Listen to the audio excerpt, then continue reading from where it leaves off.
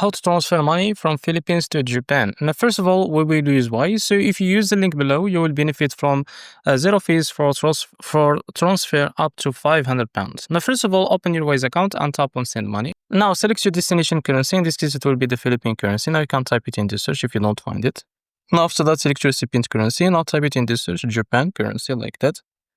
Now, after you find it, now select it. Now, after that, type how much you want to transfer. For example, $10,000 or $100,000, any amount that you want to transfer. And as you can see, this is how much your recipient will receive.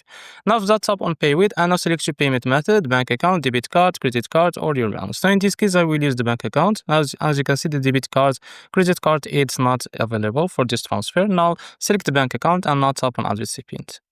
Now, as you can see here, select the bank details and now select someone else. Now, as you can see, provide their email, and as you can see, provide their full name, and now the bank name. As you can see, you can select it from here, and now tap the branch name according to that bank name, and now select the account type. As you can see, you can select it from here, and select on and provide the account number, and click on continue, and after that, your recipient will receive that money on their bank account. So this is how to transfer money from Philippines to Japan. If you found this video helpful, please like and subscribe. See you next video.